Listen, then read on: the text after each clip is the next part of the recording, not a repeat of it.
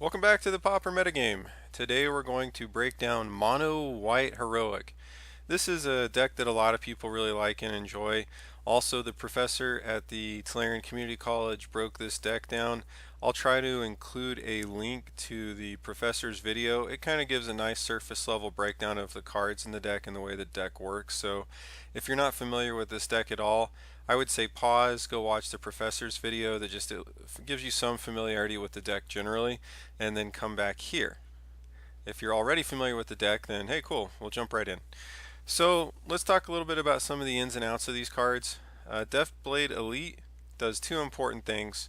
Because of its provocability, it's going to allow you to pick off opposing 1/1 creatures by either pumping it with something like a mutagenic growth or throwing an emerge unscathed on it, or just loading it up with a Cartouche of Solidarity, an Ethereal Armor, or a Hyena Umbra, or even a Cho'Manos Blessing. Any of these various options that can allow your Deathblade Elite to crash in, kill an opponent's creature while still staying alive is great. This is particularly important against Delver decks with all their little flying fairies. Even though you might not be able to block them, you can still pick off their 1/1 creatures because you can force them to block. And so you just basically can pick off 1/1s that way. Also against elves, Deathblade Elite is also a elf killing machine. This is a very important card. Some arguments could be had about whether it's better as a 3 of or a 4 of. I've pulled up a few recent winning lists. They all seem to be running 3 Deathblade Elite, so that's perfectly fine. Laguna Band Trailblazer is probably, arguably, the signature card of this deck. You drop it on turn 1. The 0/4 body means it's already out of range of being bolted. You could still Flame Slash it, but there's a lot of burn options that are not going to take care of this. Obviously, your black removal, targeted removal is still going to take it out, destroy effects and whatnot. Next, this Nyxborn Shieldmate. This is a piece of tech that somebody's thrown in. It's a 1 for a 1/2 enchant creature, gets +1/+2. I don't think this is a standard include. Let's see here. This list has one. This list instead is opting to go with some Sacred Cats. This list is also rocking the Sacred Cats. So yeah, I guess this is something you could weigh versus Sacred Cat. Frankly, I think the Sacred Cat is probably better, but this Nyxborn Shieldmate has functionality in that it allows you to have a creature, because when you're only running 14 to 16 creatures, sounds like a lot, but you could still have hands where you have a lot of support with no creature, so having an extra few creatures in there can help. The bestow ability, allowing this to be an enchantment, allows you to trigger your heroic triggers on your Crow and Skyguard, allows you to get your prowess trigger off your Seeker of the Way, and the heroic trigger on the Laguna Band Trailblazer. Also, being able to drop this as an enchantment gives you some added flexibility of being able to put it on a Deathblade Elite and have another option there to power up your Deathblade Elite to start crashing in and killing 1/1s and 2/2s while keeping your Deathblade Elite alive. Before I move on, I guess the other thing I should mention about the Deathblade Elite that can be overlooked is because this has Provoke, and the way this deck typically plays out is you'll have something like a Laguna Band Trailblazer, and we'll just say you've managed to throw a Defiant Strike on your Laguna Band Trailblazer along with a Emerge Unscathed and a Cartouche of Solidarity. So you've powered up your Laguna Band Trailblazer several times, and so it's at a reasonable size. You've been beating in every turn. Your opponent finally gets a blocker out there, and you have enough damage to kill your opponent if your Laguna Band Trailblazer could just get through, but you don't have anything like your Cho'Manos Blessing or your Emerge Unscathed. You basically don't have any way to give your creature protection from their blocking creature. Another option is you can utilize Deathblade Elite's Provoke ability to force your opponent to block with a singular blocker to allow your large powered up heroic creature to bang through for critical damage. Or just to keep getting damage through even if it's not the last shot. And of course the Deathblade Elite's secondary ability is handy here, which is to pay a white and a colorless to prevent all combat damage that would be dealt to and dealt by Deathblade Elite this turn. Now when you're just trying to pick off opposing creatures, you don't want to utilize this ability because it says do no combat damage. You don't receive, you don't deal damage, so you can't kill your opponent's creatures. So your primary plan with Deathblade Elite a lot of the time is going to be to power it up just a little bit, not too much, just enough to start crashing in and killing your opponent's creatures, and using Deathblade Elite as a repeatable removal option basically.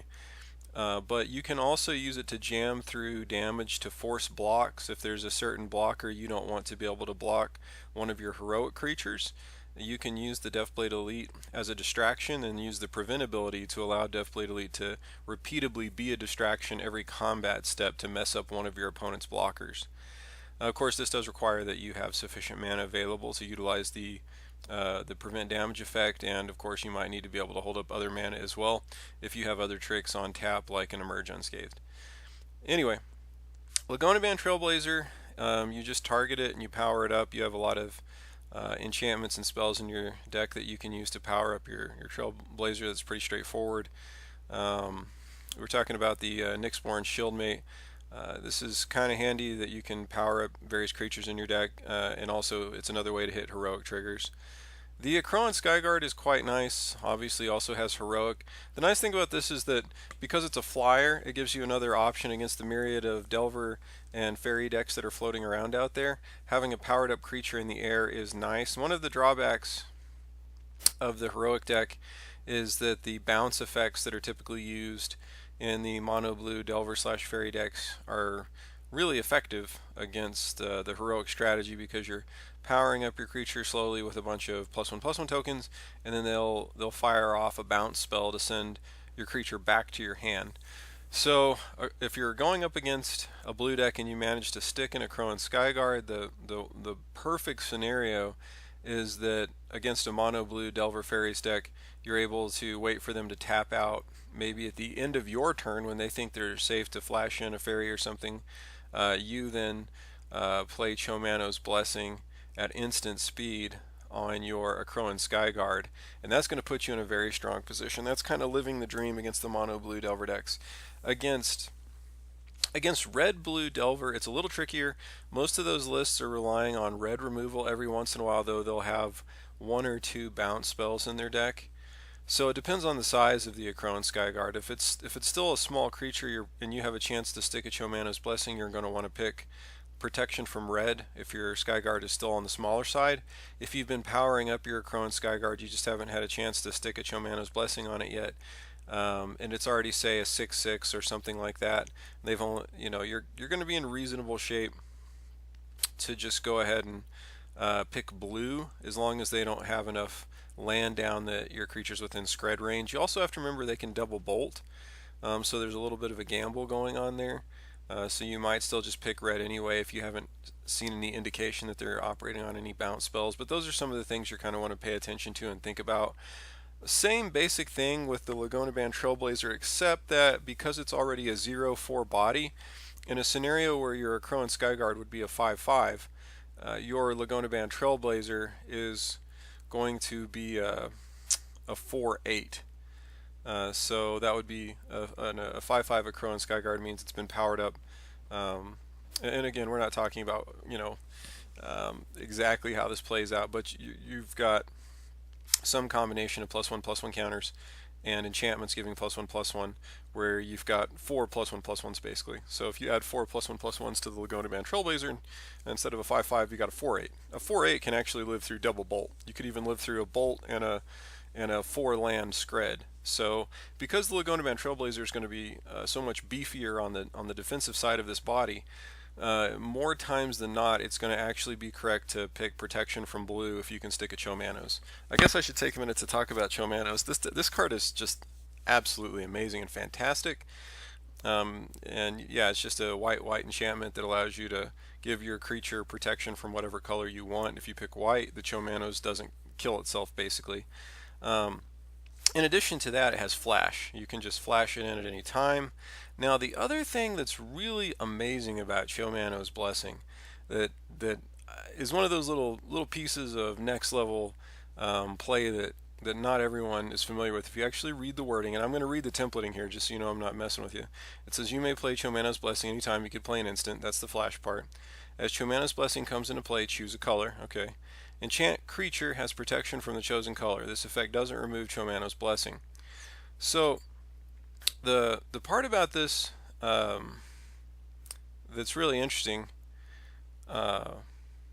is that you can play this on an opponent's creature. For compare and contrast purposes, Emerged Unscathed says target creature you control gains protection from the color of your choice until end of turn. So you cannot play this on your opponent's creatures. Chomano's Blessing, the way this is templated, it just says enchant creature. It doesn't say enchant creature that you control. It's the final paragraph where it says enchant creature has protection from the chosen color. So there's no restrictions that you have to play this on your own creatures. Now, the vast majority of the time you're going to be playing this on your own creatures, but there are going to be some scenarios and situations where flashing this in on an opponent's creature can get you a win that you otherwise wouldn't have had. This is the case when it comes to if you're going up against Izzet Blitz. You can flash in Chomano's Blessing on a Killing Fiend in response to them playing a Temur Battle Rage, giving the Killing Fiend protection from red and causing the Temur Battle Rage to fizzle because it can't be targeted with a red spell after that.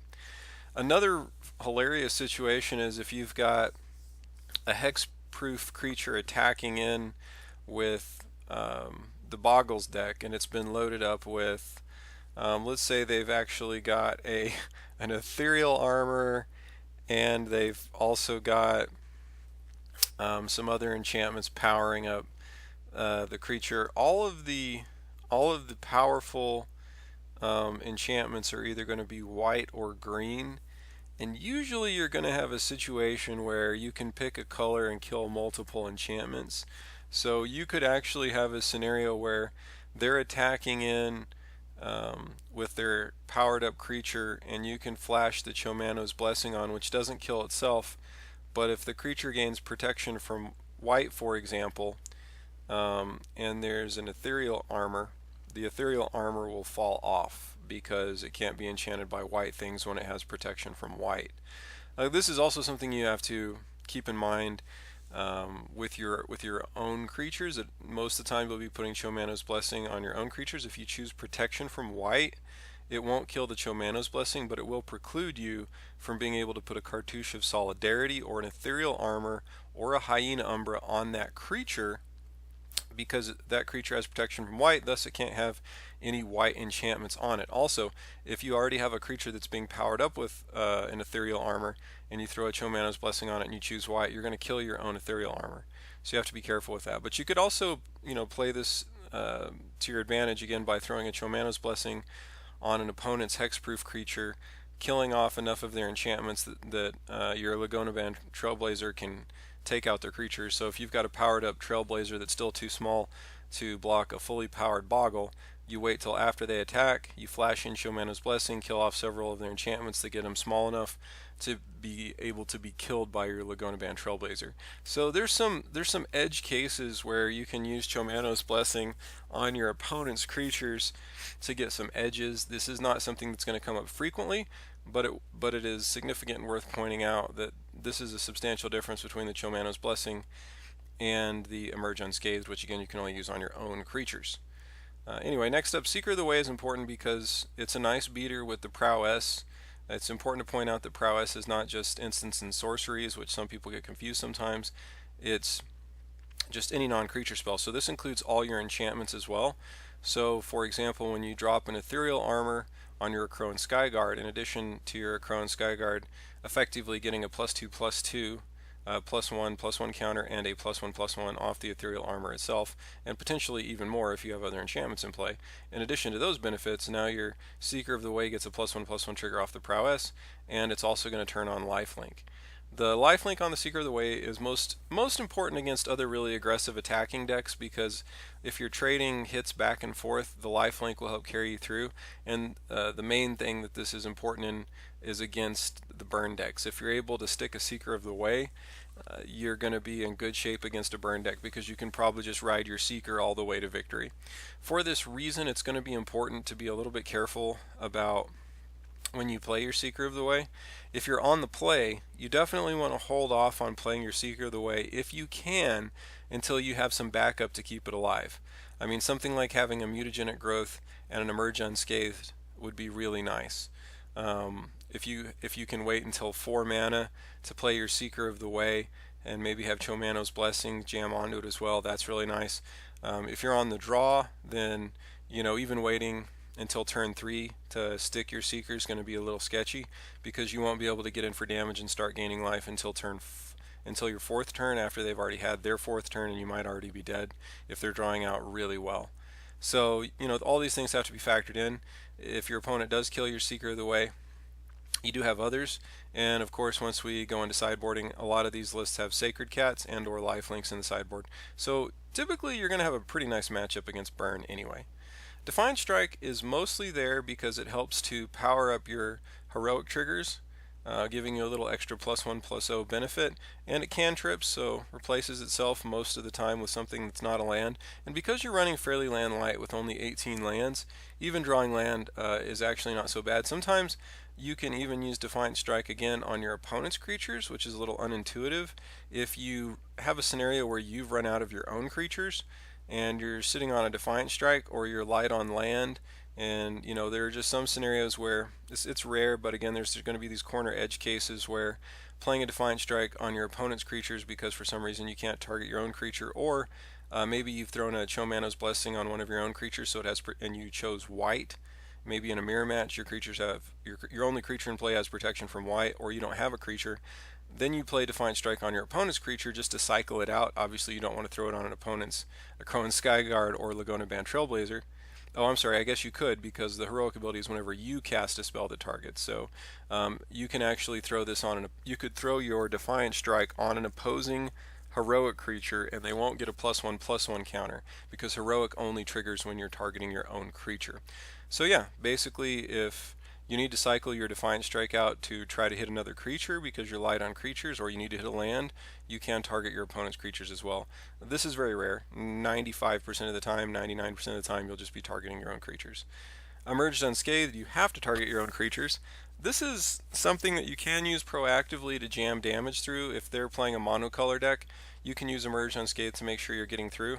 If they're playing a control deck, this is going to be your answer to their targeted removal, things like Doomblade, Bolt, Scred, things like that. Or even if they're using a bounce spell, like Snap.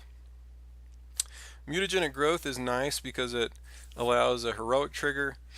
It just gets you the ability to also save your creatures from burn spells. If you play in a Crowan Skyguard on turn 2 and they go to bolt it, you're tapped out, but you can still throw a Mutagenic Growth on your creature. The +2/+2 makes it a 3/3, and then the +1/+1 heroic counter makes it a 4/4. So you can actually use Mutagenic Growth as a way to survive a bolt, even on your lowly 1/1 Crowan Skyguard. So that's nice as well. Cartouche of Solidarity Cartouche of Solidarity is an extremely important card in the deck. In addition to being able to power up one of your heroic creatures and give them first strike, it also creates a 1/1 white warrior creature token with vigilance.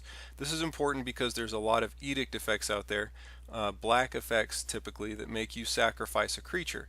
So if you have one of your creatures all powered up where it's out of the range of burn, and maybe you're even sandbagging a couple of Emerge Unscathed in your hand, so you're feeling confident that there's nothing your opponent can do. If they play Diabolic Edict and they target you, making you sacrifice a creature, you can't use Emerged Unscathed to give your creature protection from black, because they're not targeting their creature. They're not targeting your creature, they're targeting you. So Cartouche of Solidarity basically provides edict protection, which is its most important function. I think even more important than the really sweet benefit of being able to throw this on one of your heroic creatures and get an instant +2/+2 out of it. Ethereal Armor is one of those cards that can actually end up being just game breaking. Your most broken and powerful starts will involve Ethereal Armor. So for example, turn 1 you play Laguna Band Trailblazer, turn 2 you hit your second land drop and you play a Cartouche of Solidarity and an Ethereal Armor, and then on turn 4, this would be a little crazy, you drop 2 more Ethereal Armors, and some and a Hyena Umbra, and basically the game's over. But yeah, the ethereal armors, because they scale up, giving you +1/+1 for each other enchantment that you control, they have the most upside as far as your power-ups go. Hyena Umbra, one of the important things to point out here is the totem armor. It allows your creatures to basically regenerate by discarding the Hyena Umbra. That's basically how that works if they receive a destroy effect. Now, what you have to keep in mind is a lot like regeneration. Just to be clear, totem armor is not regeneration. The templating is if enchant creature would be destroyed, instead remove all damage from it and destroy this aura, which is pretty similar to how regeneration works, but not actually regeneration. But just like regeneration, it won't stop a sacrifice effect. So if they play an edict on your creature that has a Hyena Umbra on it, and you opt to sacrifice the creature, that's not a destroy effect. So you could have 3 Hyena Umbras on one creature and a singular edict effect will still blow you out. Additionally, things that give -/. So for example, if someone plays the black instant, I forget the name off the top of my head, but it's a single black instant that gives -1/-1, but it has the morbid effect, morbid templating, where if a creature's died this turn, then it gets the morbid benefit of being able to give -13/-13. So again, if you have a creature that has multiple Hyena Umbras on it and they give your creature -13/-13, it's still going to die because that's not a destroy effect. So this is just something important to keep in mind against those types of effects. Next, we just have good old-fashioned planes and a few secluded steps. So the secluded steps, there's some pros and cons with these. Basically, if you draw these early, they slow you down.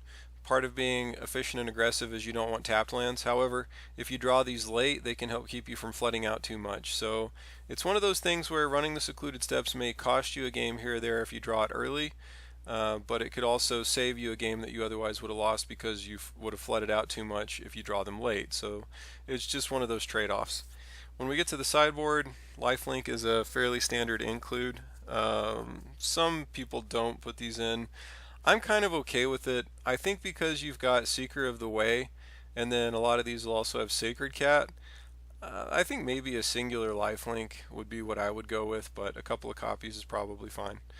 As far as Sacred Cat goes, I actually like possibly having a couple of these in the main board, and then maybe another one or two in the sideboard. But you can relegate these to the sideboard if you want. I actually like the Sacred Cat over the Nyxborn Shieldmate, and that's just because the Sacred Cat I feel like gives you more mileage against edict effects because of the fact that you can embalm it and bring it back, and it's also extra insurance, a little extra win percentage against burn decks. I feel like overall the Sacred Cat just does more against the edict effects though, which is what I would be mostly concerned with these days. It's important to point out on the Nyxborn Shieldmate that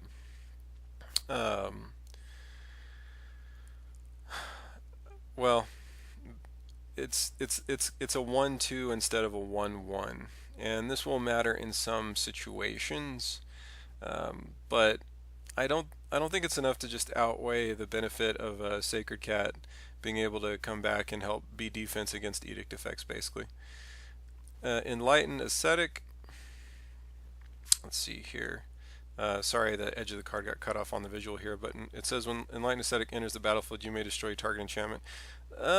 This is kind of okay, but I just don't really like it. I feel like the only benefit that the body really provides is additional protection against edict effects, but most of the decks that are running edict effects, you're not also needing to kill an enchantment, with the exception of maybe the pestilence decks that are out there. Otherwise, I just think you'd be better off with actually just having a dedicated slot here for actually killing an enchantment. I don't really think the body is all that useful. Obsidian Acolyte, it's a 2 for a 1/1 protection from black. Pay 1 white, target creature gains protection from black until end of turn. I'm not a fan of this. I don't really like the protection from black. I don't think it's that important because there's a lot of edict effects running around out there. So if you're going up against a deck that's playing black, I would I would rather just have more protection against Edict effects. You've already got Chomano's Blessing along with Emerged Unscathed and Hyena Umbra to protect your creatures from just targeted destroy effects. So I don't think having additional protection from black is that useful. I would rather have something like a Doomed Traveler in that slot, just one for a 1/1, and when it dies, you can put a 1/1 white spirit creature token with flying onto the battlefield. I think this is something that if I was playing mono white heroic, this is something I'm not seeing in sideboards that I don't know exactly how many, but I would have some number of these in my sideboard specifically for protecting against Edict effects because they can be so strong against mono white heroic. And where this has a little bit of edge over the Sacred Cat is a scenario where your opponent has 2 Edict effects in hand and you have a Sacred Cat and a powered up Laguna Band on the battlefield, and they play both Edict effects and they kill both of your creatures because you have to wait until it's your turn again to actually embalm the Sacred Cat. Whereas the Doom Traveler, if they're sitting on 2 Edict effects, the first Edict effect you sacrifice your Doom Traveler, and then you automatically get a 1/1 white spirit creature token that you can sacrifice to the second Edict effect, and you've thus been able to protect your Laguna Band. So I really like something like this. It's also mana efficient. It just fits perfectly with what your deck is already trying to do. And yeah, I feel like this is something that should be in more of these mono white heroic sideboards. I don't know why it's not, but I feel like this does much, but this does much more against the black decks you're going to face than I think having something to just give your creatures protection from black. I guess the protection from black repeatable ability that the Obsidian Acolyte has might be good against a mono black control, but I just don't think that's very relevant right now. Mono black control is so far down. It's not a deck you're going to face very often. Oh my gosh, like mono black control is a little over 1% of the metagame right now. It's just not well positioned. There's the mono black land destruction deck, which is also less than 2%. So I just wouldn't concern myself with this. If you want to use another acolyte effect, I think the Crimson Acolyte is actually the one that you should use if you want to be cutesy. This protection from red is a lot better in my opinion because it's actually going to do what you want it to do. So Crimson Acolyte's just like Obsidian Acolyte, only instead of protection from black it has protection from red, and you can pay a white to give target creature protection from red until end of turn. And what you're trying to do with something like this is have a silver bullet, and this actually is a silver bullet. So if you put this in against a red deck, there is nothing they can do unless they have there's the card that gives I'm trying to remember, it's a red and a colorless, and it forces through damage. It stops prevent damage effects, which actually overrides protection. Flaring Pain, that's the card. So let's take a quick look at that. So Flaring Pain just says damage can't be prevented this turn. Not everybody realizes this, but that actually overrides protection.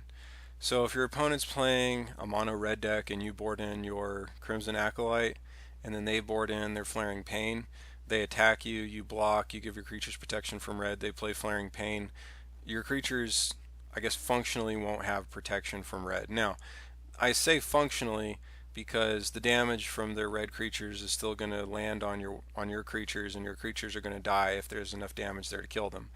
However, I mean, your protection from red will still stop things like Lightning Bolt, so they still can't be targeted by red spells even after Flaring Pain's been played. It doesn't negate protection, but in an attacking blocking scenario, functionally it does.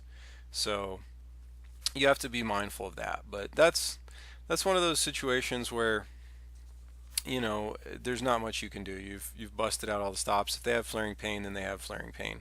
But not everybody runs Flaring Pain, and they're not always going to draw it. So a lot of the time, Crimson Acolyte actually is a silver bullet against red, and Flaring Pain is really the only out that exists in Pauper against this.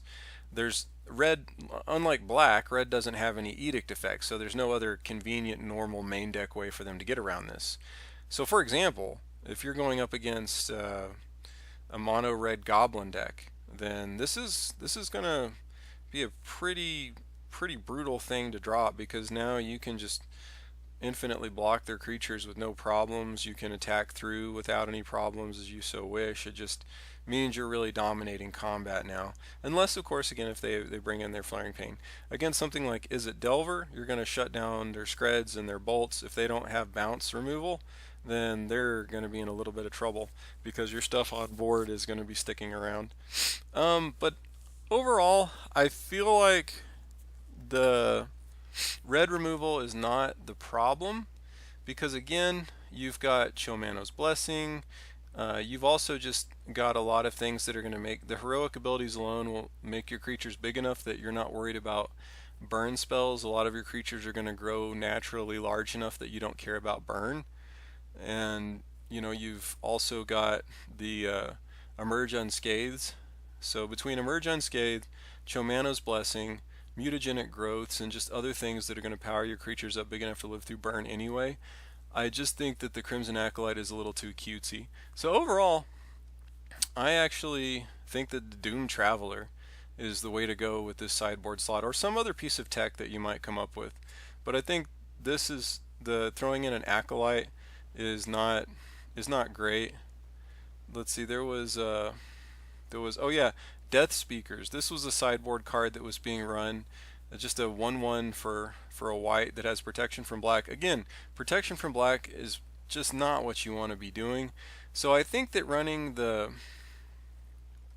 Acolytes is better than Death Speakers, but I think just running Doom Traveler is better than any of that, because you need sideboarding protection against edict effects, especially with blue-black control being at a higher level, maybe even a little overrepresented in the metagame right now.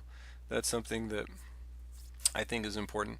Standard Bear is super good. I think 3 or 4 copies is not too many. It's just good in so many different matchups.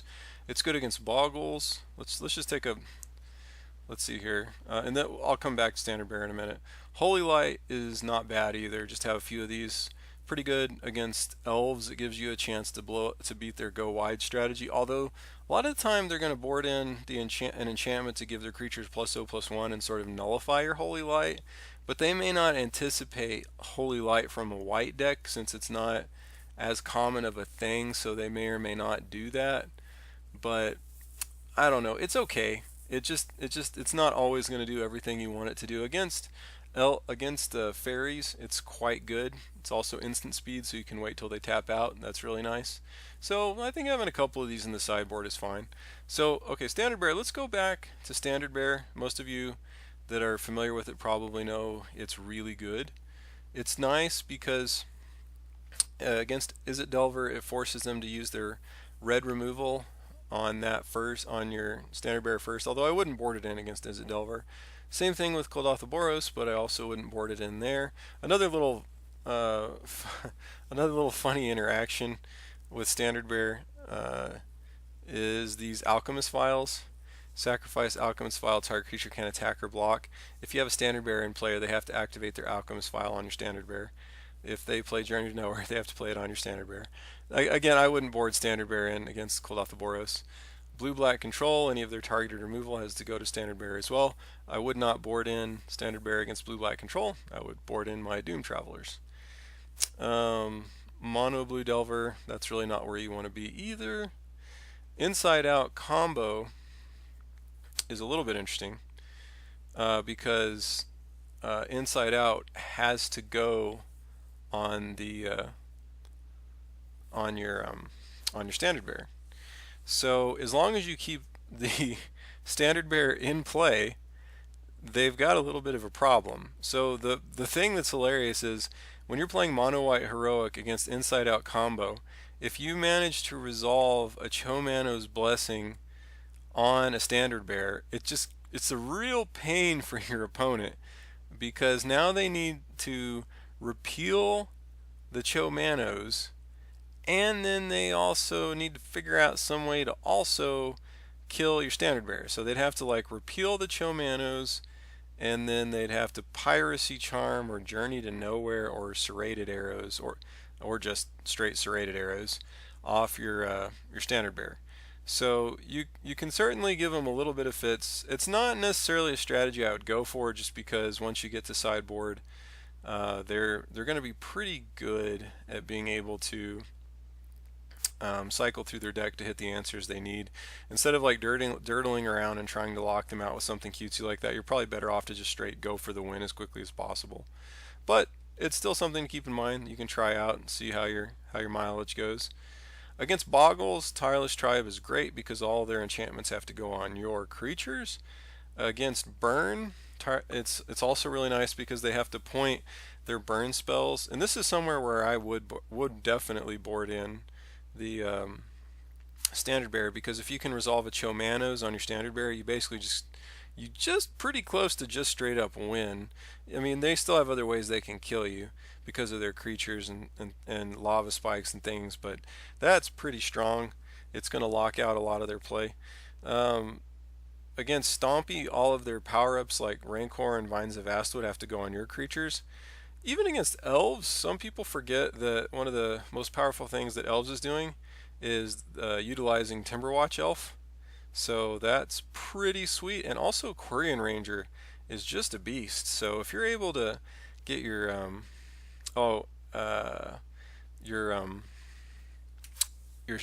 standard bearer down early in the game, Quirion Ranger's templating is return a force you control to its owner's hand, untap target creature. So it's not a creature they control, it's just target creature, which means all the Quirion Ranger activations at that point would have to go on your standard bearer. And I actually think Quirion Ranger is one of the most powerful creatures in the Elves deck. So yeah, I would actually board in standard bearer against Elves, although you do have to watch out for the Viridian longbows. So that's Elves. Against mono white, standard bearer is pretty good because their enchantments, Chomanos can go on an opponent's creature. Hyena Umbra can go on an opponent's creature. Ethereal Armor can go on an opponent's creature. Cartouche of Solidarity has to go on one of your creatures. But still, Ethereal Armor is really powerful, so if you drop a standard bearer, it's going to lock out a lot of your opponent's enchantments from being able to be played. It's going to lock out Defiant Strike. Basically, if you're in a mono white heroic mirror, standard bearer is really good because it locks out basically everything but Cartouche of Solidarity and Emerge Unscathed as far as the power-ups, and what really makes this deck tick are the power-ups. So standard bearer is pretty good in the mirror match. So yeah, it's just got a lot of, standard bearer just has a lot of play to it that makes it good in any sideboard that you can access it most of the time. So we'll just look at a few more of these lists for a few minor differences. I think I've pretty much already covered everything. There might be, Fragmentize. If you want to have some artifact or enchantment hate, which I probably would, having a couple to a playset of Fragmentizes, I like this better than trying to have some kind of a body on it with enchantment removal. I also like having access to artifact removal. Fragmentize is just a white sorcery, destroy target artifact or enchantment with converted mana cost 4 or less. All of the enchantments you really care about are 4 or less. There's no really expensive enchantments you care about. And if you use this, you also can kill off artifacts. Maybe not a Mirror Enforcer, but you could, if you go up against Affinity, there's a lot of other artifacts, or even just trying to hit their land to slow them down a little bit as an option. So that's definitely something to keep in mind. You also have access to your own circles of protection that you can use, and I like in a deck that's basically mono white using the runes of protection. I think that's an interesting little bit of tech. Celestial Flare is also interesting because it's basically an edict effect. Target player sacrifices an attacking or blocking creature. This is kind of nice against Boggles in that a lot of the time they're just going to attack with a singular creature, making it even better than a regular edict effect. So if they have a big creature out and a couple of smaller creatures, and you were to play a Diabolic Edict against your opponent, they would just sacrifice an irrelevant smaller creature and you haven't done anything. But the nice thing about Celestial Flare is it says target player sacrifices an attacking or blocking creature, so you wait till they attack with their big creature, Celestial Flare them, and now you've just blown out their big creature. This is also good in the mirror match, where the other mono white heroic deck's probably just attacking with a larger creature. It's also good in the mirror match because, again, this is a sacrifice effect, so it sidesteps the Hyena Umbra. Now, both Boggles and mono white heroic have been on the decline. For that reason, I'm not so sure I'd worry about Celestial Flares in my sideboard, but if you really want to be able to have some edge in the mirror match, then that's something you can consider. Another thing, when you look at this sideboard, to squeeze in all this stuff, they've gone down to 2 standard bearers. I would rather just have 4 standard bearers than 2 standard bearers and 2 celestial flares, just frankly. And I think that your sideboard is going to be squeezed tight enough. I don't think you need a Rune of Protection red. Against aggressive red decks, you're already going to have enough life gain options that you should be fine. And Rune of Protection white, this gives you some edge in the mirror, but there's, maybe also against something like Kuldotha Boros. But I don't really like running protection, circles of protection, or runes of protection in general, because your mana base is so light. If you're trying to spend your mana to advance your game plan, it's hard to also keep your mana up to repeatedly take advantage of these effects. And also, you have enough other ways to beat up on red decks and white decks with proper sideboarding that you shouldn't really need these. They're not doing enough, and they're definitely dead in other situations. So that's sort of a deck breakdown in general. As far as just talking about some of these matchups against any deck that's trying to use red as a removal base, as I've already talked about, you've got a lot of great answers. Against decks that are going to have black, you need, in my opinion, that's where I would advocate trying Doom Traveler as an additional sideboard option to help protect against edict effects. As long as you can protect from direct removal and edict effects, you're going to be in pretty good shape. You also are low to the ground. You're going to be producing aggressive threats quickly. The only other thing that's really worth mentioning that we haven't already indirectly covered in everything else is the annoying little spell stutter sprite is going to be able to counterspell almost everything that you do. And against something like mono blue Delver, the ability to play a spell stutter sprite or vapor snag your creature and then spell stutter sprite it when you go to replay it, or snap your creature and then spell stutter sprite it. That's something you got to watch out for, and it just boils down to really paying attention to how the game's developing. If you know they've got access to a spell stutter sprite, it's tough because you don't want to not do anything because you get tempoed out, but you don't just want to play into a spell stutter sprite either. So usually the way this happens is you want to get as many threats in as quickly as you can and create enough pressure to where your opponent is forced to take action and tap out, and then this opens up the door for you to jam more things. So you just want to try to play around spell stutter sprite as much as you can. If you have to play into a spell stutter sprite, of course it's always better to be able to play multiple threats out in a singular turn. So if they're going to eat something with a spell stutter sprite, at least you can hopefully jam something else on board. The last thing I'll mention is that against these Delver decks, Chomana's Blessing is really good because you can again play this at instant speed, so don't squander it. Try to make sure you play this when they tap out. Sooner or later, a lot of times they'll tap out at the end of your turn, they'll brainstorm, they'll do various things at the end of your turn at instant speed and give you an opportunity somewhere to Chomana's Blessing in response while they're tapped out. And being able to stick this against mono blue on a pro blue is so good. It's just so good, especially you're living the dream if you can, against mono blue Delver, if you want to land this on an Acrone Skyguard, that's going to be really good. There's a reasonable argument that against blue red Delver, you might want to get the Chomana's Blessing on a Lagonavan Trailblazer, just because if you name pro blue and you can pump this up a little bit, you can get out of the range of their burn spells, and then they just can't stop it. But you might need to name pro red if you haven't been able to power it up too much. Even if you're at 5 or 6 toughness, again, the double bolt or the combination Scred Lightning Bolt is something you have to be mindful of. And if you're ever able to resolve a Chomana's Blessing, you're just going to have to feel that situation out, consider how many of what spells they've already played, what you're putting them on in their hand, those kind of things. But Yeah, it's mono white heroic. I haven't had a chance to really play this deck very much, but I feel like I generally kind of understand how it ticks and how it operates.